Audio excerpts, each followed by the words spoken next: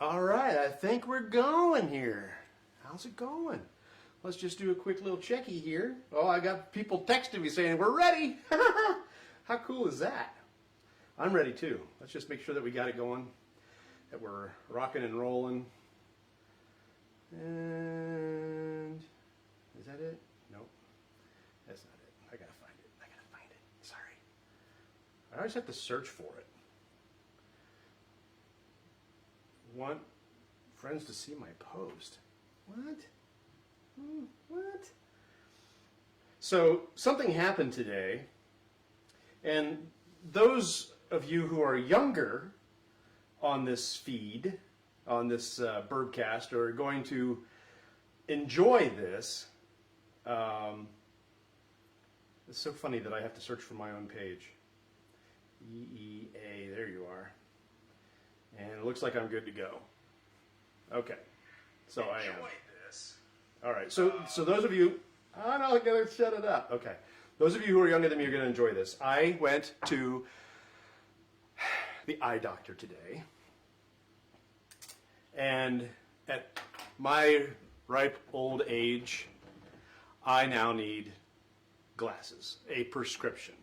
I've been wearing cheaters for about 8 years now, and my eyes have just gotten progressively worse over the years. And now, it's not just that I have to have glasses. You know what it is. Bifocals. Gotta get bifocals. And I had them specially designed too. So the line is like right here in the center. And I did that because I'm an archer. And if I have my glasses on, I need to be able to see through the peep, down to the pins, and onward to the target. And once you have your anchor point back, you can't be lifting your head, moving it all around, or you lose your anchor. So we'll see if it works. If not, they said that they can redo the lenses, so we'll see. So that's some of the excitement that I had today. Fees God's on here. Feasel. So, Fees and I are old friends. Not emphasis on the old. But yeah, we're kind of old too. Back when I was a kid, Mr. Feasel, Don, we had a nickname for him, and I don't know if I can go there. I don't want to embarrass him. But that's what we knew him as the nickname. And I don't think he'll mind. We called him Duck. Donald Duck. So Duck. His name was Duck. We called him Duck. And he and I have not seen each other in 40 years, but Facebook has allowed us to reconnect, and that's been pretty cool. So I mean, I've seen pictures of him, and he doesn't look as much like his father as his older brother does. So take good solace in that. But I got to see his father and his mother when my dad died a few years ago. They came to the funeral, which was really, really nice. I hadn't seen them in 40 years either. So it's been a super, super long time, and it's real cool that he and I have been able to reconnect on the old Facebook. So, all right, let's do this. Let's get it open. We're going to do the Old Forester 1910. Now, I'm excited about this bottle because I've had a bottle of this for a really long time. I actually bought it at Old Forester in Louisville. So I picked it up there, and I've never drank it because I've only ever had the one, and I've never been able to find another one. And the funny thing is they're really not that hard to find, but I couldn't find it, so I didn't open it. Well, now I have one, and I'm going to open it, and I'm going to try it because I've never had it. Now, some people, I love the Old Forester 1920. That's a higher proof, but it's one of my favorites. Some people will take the 1920 and the 1910 and mix them together and call it a 1915. Ain't that clever? All right, so I've never had this one before. This is 93 proof, so this isn't going to be so bad. All right, Old Fine Whiskey is what they'll call on it. Now all the Old Foresters have a story, and I happened to print it off. It comes from 1910. The recipe comes from 1910. It's part of their Whiskey Row series, which would include the 1920, as I talked about, the 1910, the 1897, the bottled and bond, and the original batch, the 1870 original batch. So there's several of them in the series. This one kind of became what it became because of a fire that happened back in 1910. And let me just read this, because if I don't, I'll mess it up. In October 1910, a fire caused the bottling line to be shut down for an indefinite period of time. Complicating matters, there was a vat of mature whiskey waiting to be bottled. Otherwise, facing ruin, the whiskey is instead stored in different containers. Charred oak containers to rest until the line could be repaired. So it's a double-barreled bourbon, right? 2 different charred barrels. The first one was charred just like it's supposed to be, charred oak. And then they removed that and put it in another charred oak barrel. So it's double-barreled. It was the first such documented whiskey of its time to go through that, and it became Old Fine whiskey. And this is a lot of people's favorite. So I'm really looking forward to it. Let's get it poured. This is my Bourbon Trail glass. If you go on the Kentucky Bourbon Trail, this is the preferred glass. It has just a slight snoot on the top. We've talked about these glasses, but I like to cover it because there's people maybe who haven't watched before. This is a Glencairn glass. This is traditionally used more for Scotch and for bourbons with heavy bouquets because of the snoot. It allows you to take in, concentrate the scent, the aromas of the bourbon. I'm not going to go with that. I want to let it air out a little bit. So we're going to let it sit there for a second. I'm kind of moving quickly through this because I do want to make a cocktail too. That'll be fun. So wait for that. I'm a little full is the other reason I'm not wanting to pour a lot. We had steaks tonight. I broiled steaks. There were 3 of them in the package, and it was 4 1/4 pounds. So each one was like 1 1/3 pounds or something like that. Monstrously huge steaks. Covered the whole plate. I ate the whole thing. And some Brussels sprouts, which were really, really good. So, all right, so who's talking? Who's talking? Fee's good. People still call you Duck? Awesome, dude. I'm glad you didn't outgrow that. He's a teacher now, which I would have never guessed. But God bless him. It comes from a long line of it. His dad was a teacher and high school varsity football coach, which put me, by the way, at a very, very significant disadvantage when I moved to the town that we lived in, Fredericktown. I came from a town near Dayton called Carlisle. And Carlisle, I mean, they got into their sports and stuff, but nothing like Fredericktown, particularly because the high school varsity football coach's son was in my grade. That's Duck's older brother, John. I had no chance. I have never been big into sports. I've never been, I don't watch a lot of football. I kind of dug it a little while my son was playing, but other than that, I really haven't been big into it. I've always been the artsy kind of guy, as you might be able to tell. So I wasn't big into sports. Well, that didn't bode well for me. It took me a long time to be accepted in that school because I just wasn't a big sports fan. Other people moved into town. They were jocks, They walked all jockey. And they were accepted pretty quick. Not me. But Duck accepted me, and we had many, many nights spending over at other people's houses, and his hamster bit me once on the finger. I don't know, Duck, if you remember that, but I was carrying his hamster and it bit me on the finger. So it was a great time. We were best friends, and then he moved away, and it was never the same. But now he's back, and it's good to have him in my life again. Jeff is talking. Just rub it in, why don't you? Oh, the steak? Dude. I think about it and I salivate. I think about that steak. Perfectly broiled, medium, just between medium and medium rare. Oh, mama. Oh, yeah. Okay. All right, we got a lot to do, so quit fooling around and get it done. Get it done. All right, so let's give this the nose. Okay, so Old Forester 1910. It's got a sweet nose. Yeah, that's sweet. Vanilla is strong. Butterscotch is strong on the nose. It's got a really rich. I gotta guess that's the oak. It's got a little bit of a citrus nose too. Oh, the ethanol hit me that time. Yay. Oh, that's the butterscotch and the vanilla, but definitely the butterscotch. Really strong nose for me. Now other people are going to get different things, which is what's fun about this. They may go, butterscotch, what are you, stupid? No, that's what I'm getting. And I got a lot because my nose is a little bit bigger than other people. Duck had a little button nose. He got all the girls because he had a short button nose and freckles, and he was short.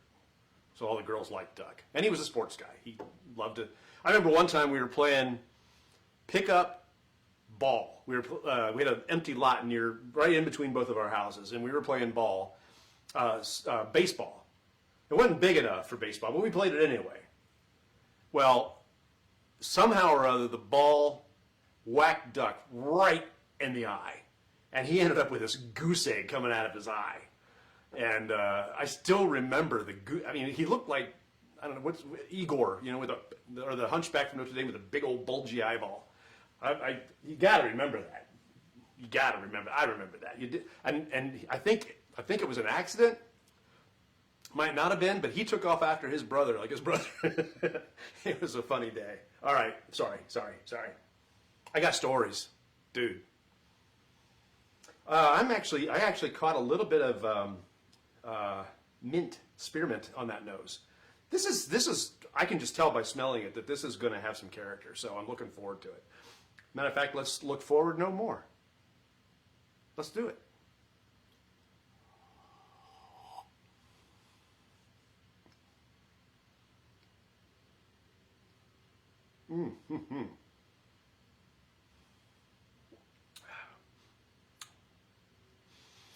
That's got a healthy bloom. That bloom of alcohol that starts in the center of the tongue and burns its way out. But it's also extremely smooth. I'm catching butterscotch and caramel. Vanilla kind of went away. It's very oaky. And it's got to be because it's in two barrels. They started in this barrel, then they shifted over to the second charred oak barrel. And it's got significant oak. It's very toasty.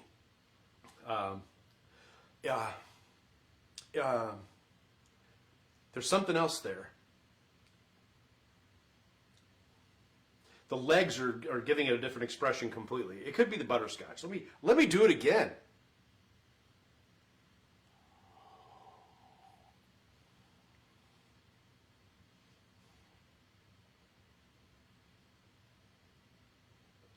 For me, the butterscotch there was the vanilla. Vanilla hit me hard that time.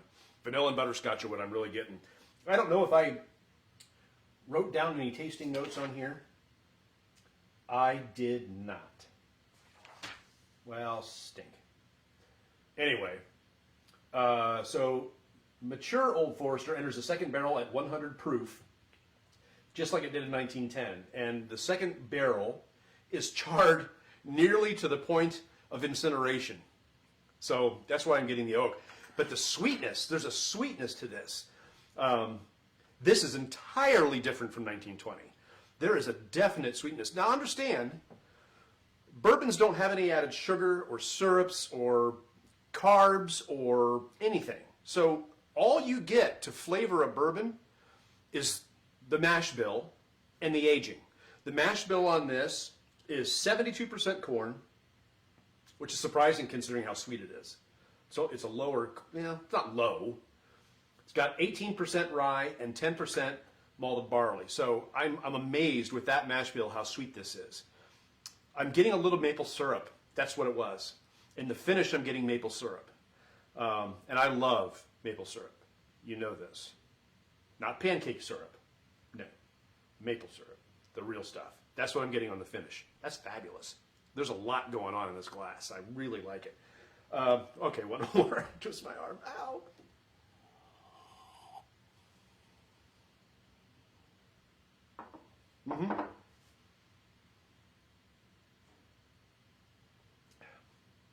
That is something else.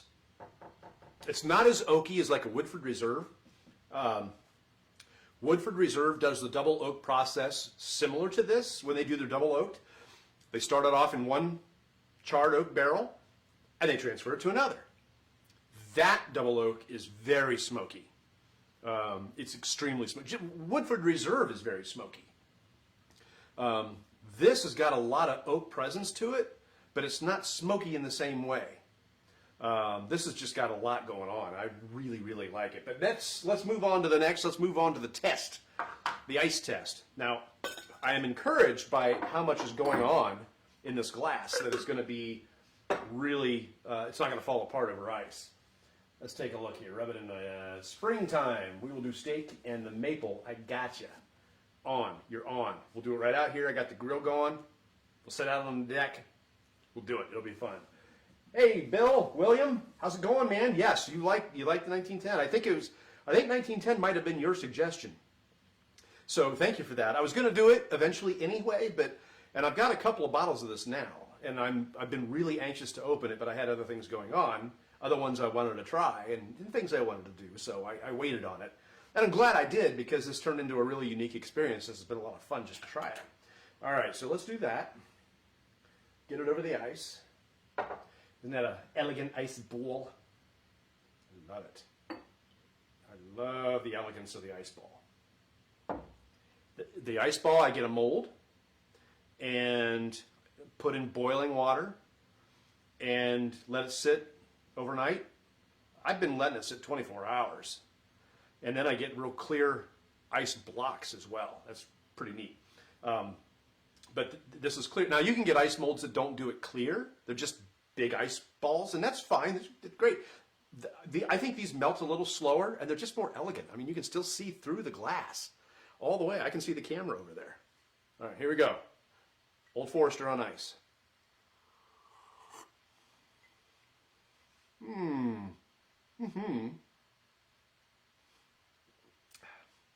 The ethanol comes out more on ice, which is the surprise. When you cool it down, the ethanol says, hello. I'm getting more oak over ice than I did when it was neat. Now, again, when you ice things down, it changes the expression.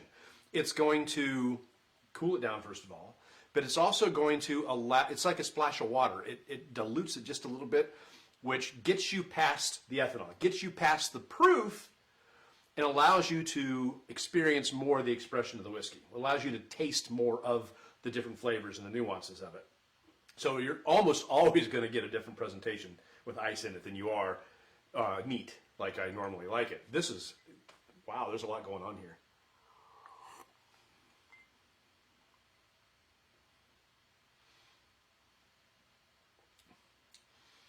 It changed the expression completely, which is really exciting, actually. The vanilla's still there, very so slightly.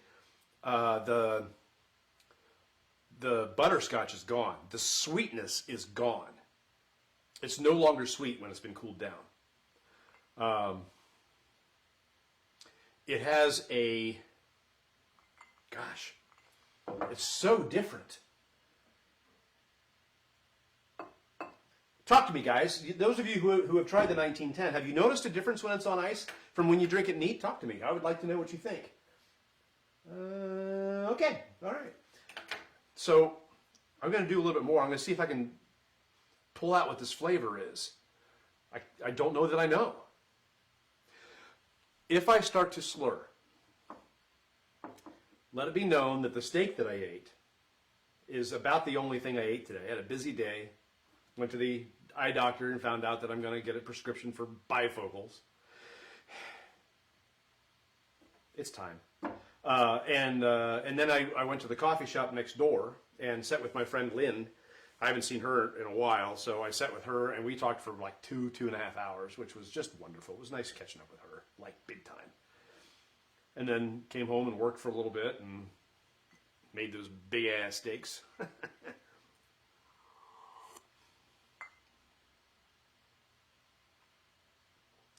The colder it gets, the more the expression changes. I do start to lose some of its nuances. It has a very anise. It's a spice, A-N-I-S-E, anise. It's got an anise-ish type of flavor to it as it gets even colder yet. It's not diluting because I'm not letting it sit in the glass long enough to dilute. See if anybody's talking to me about the flavor. Nope, not yet. Not yet. I'm just waiting. I'm waiting for people to tell me. Maybe you're trying it, which is good. Do it. Drink with me. Drink with me. But all that sweetness is gone. The butterscotch is gone. The vanilla is still just a little bit there. The mint that I detected, the orange that I detected, I'm not detecting those anymore. Uh-oh. Excuse me. But the maple syrup was there on the nose, it's there on the palate, and it's on the finish. That's what I'm getting. So there's a little bit of sweetness left. It's just a different type of sweetness. It's not like it's not very molassesy. I don't know if that's even a word. Molassesy. But it's the maple syrup that I caught the most in that last dram. So that's kind of cool. All right, are you ready to make a cocktail with it? Let's make a cocktail with it. Okay. Oh, wait, before I do that, I understand that a lot of people like to do chocolate with their bourbon. I've never tried it. I just happen to have gotten this chocolate bar for Valentine's Day. And I'm just going to try a little piece of it and see how well it complements the drink. Oh, yeah. Now, this is special dark. I think this is the right choice for it. Oh, yeah. Yeah. Yeah. Like Forrest Gump would say, that's like peas and carrots. They belong together. Yeah. Now I got, sorry. Pardon me. Pardon me. I let held onto it and it melted in my hand. All right. Another glass. We're going to do a Manhattan. I've never made a Manhattan. So this is going to be fun. We're going to use this because my ice ball was in it. This is going to be the mixer. This is what I'm going to mix it in. All right, so I did the recipe on my phone. So the recipe is, okay, this might just put me over the edge considering how little I've eaten today. All right, so 2 ounces of the 1910. Do that. Let's go ahead and, while I'm thinking about it, go ahead and get the ice in there. I use these like Ozark Trail, the Walmart, they're like a Yeti, and they'll hold the ice really, really well. The ice doesn't melt. That's why I like using that. And that's what that's what this one is too, is Ozark Trail. So, okay, 2 ounces of whiskey. Now, this is vermouth.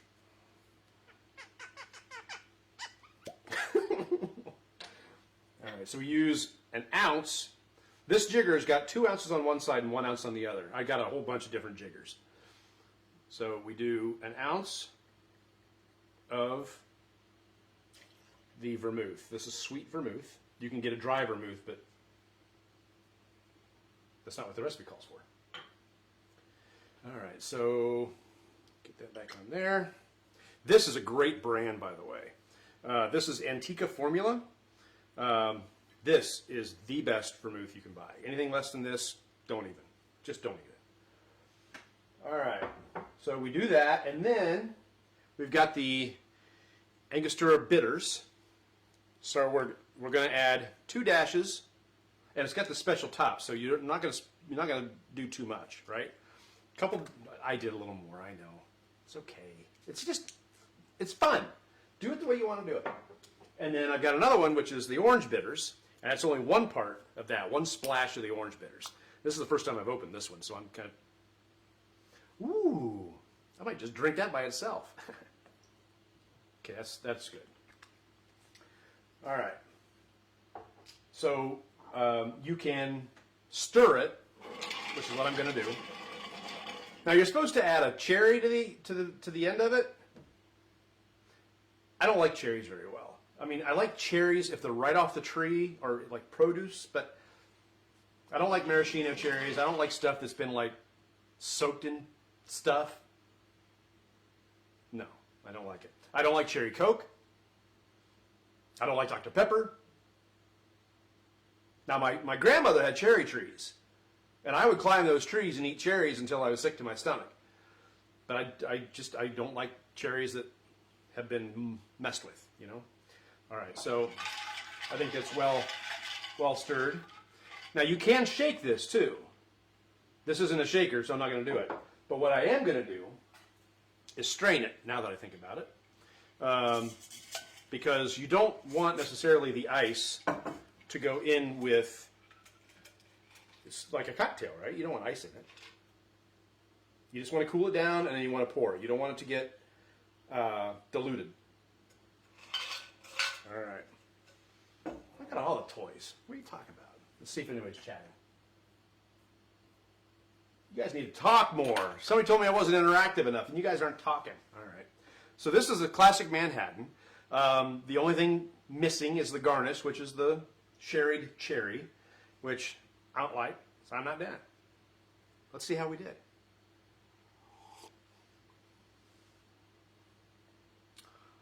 That's good.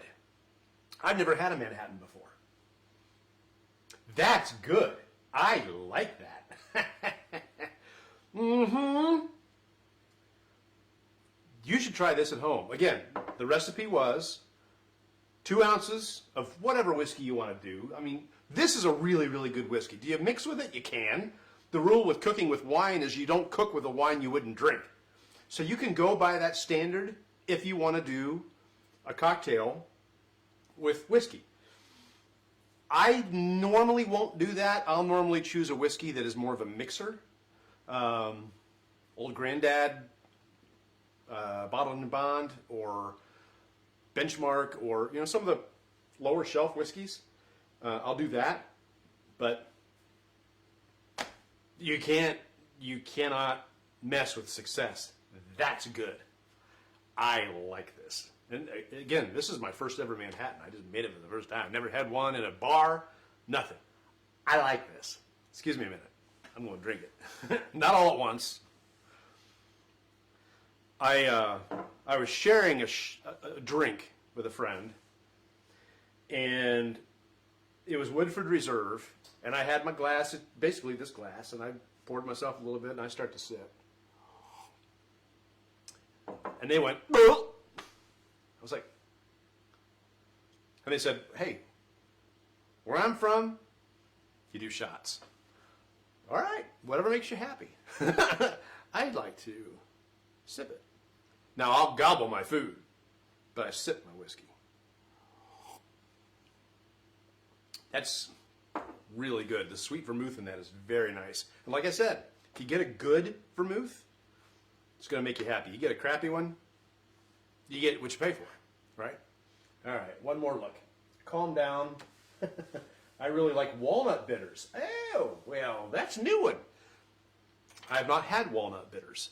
But considering that I'm somebody who likes a lot of different flavored olive oils in my food, wild mushroom, garlic infused, sage, I like using different olive oils. I would probably like different types of bitters in my drinks as well. So I'd like to try that sometime. So this summer, hopefully if this COVID garbage goes away and we can start being around people and not like social distancing and wearing on our faces all the time, we'll be doing these Bourbcasts, and we'll be inviting guests, and we'll be doing different things, and hopefully they'll bring cocktail ideas, and we'll have a good time with it. We'll have a good time. I have a good time doing it by myself because most of my life has been spent entertaining myself. Behind my smile, I'm crying. No, not really. I'm totally content. And you're here, and I'm watching you, and you're watching me, and I totally enjoy what we're doing. It's a lot of fun. I'll have to bring some over. Yes, Jeff, do bring some over, because I would like to try it. One of these times we're going to do this. We're just going to make mix after mix after mix, and it's going to be totally fun. We're going to enjoy it. I think that's all I've got for you today. I wanted to try the old fine whiskey, the Old Forester 1910. I wanted to try that, and I did, and I'm very excited about it. Put the cork back on that and be nice to that bottle. It is now officially Lent. And the idea behind Lent is to give up something. I've decided that what I'm going to give up is giving up. I'm not stopping this at all. I like this. This is fun. So, if I'm going to give up anything, it's going to be social media. Not including this, not including the pages and whatever that I admin. Going on social media and looking at all the asinine, the dumbassery. I'm pretty well done. Somebody told me today that I got another networking app that you should try. I don't want to. I don't want to be on social media other than doing this and a couple of other pages that I admin. I don't want it. I just don't want it. So I'll do Instagram. Let me do a little plug. Beautiful Bourbon has a blog. It's at beautifulbourbon.com. We also have Instagram, and I post pictures there that haven't made it to the blog yet because the pictures that I've posted on Instagram, I haven't tasted them yet. And I want to be able to put tasting notes on the blog. So this will go on it tonight. And then the Instagram, I'm starting to get attention from the different distillers. So Old Elk, Angel's Envy, Buffalo Trace, they all saw my juju. All right? And it's thrilling. It's like, I love Toto, the band Toto, Rosanna, and Africa. That's just like two of many, many songs. I love them. Well, what's it like when you tweet or you post or something and your rock idol or your music love of your life, responds to it, right? And David Paich from Toto has responded to my stuff, and Steve Lukather's responded to my stuff, and it's a great feeling. So when I get the distillers that are looking at this stuff, it's kind of exciting. So it's fun. It's fun. This whole thing is fun, and I just do it because it's fun. And I think we might come out with some merch. I think we're going to do some stuff. We're going to have some fun with it. We're just getting started. We've only got like 100 and some followers, which is more than I ever expected. So I'm grateful. And those of you on Facebook, don't just follow us, like us and share us. Because if you're enjoying yourself and I'm enjoying myself, and we're all enjoying ourselves, and you're learning something new, and you're trying new drinks, and you're seeing what I think of different drinks, like this is, and this is, share it, like it and share it, and tell people about it, because this is fun. Drinking is fun. All right, guys. Well, again, thank you very much. I appreciate you watching. So, a little love from Louisville, and I look forward to next Thursday when we do this again at 7:30. If you have suggestions of things that you want me to try, or you want me to make a cocktail that I haven't done yet, and it's not like way too complicated, and I have to buy a bunch of stuff that I don't want to buy, and it'll go bad, it'll spoil. If there's something you want me to do, tell me what you want me to do, and I'll do it. Because the whole thing here is to have a good time, and I'd be happy to do that with you. So thanks again for watching. I'm going to check one more time to see if soon I won't have to do this anymore. And I got the anti-glare lenses, so the lights won't glare my lenses. Okay, looks like we're good to go. Oh wait, springtime will do. Okay, we got that. Okay, so again, thank you guys for watching. I had a blast. I hope you did too. I hope we didn't go too awful long, but I'm gonna finish this up, and then I don't know. I can have fun tonight.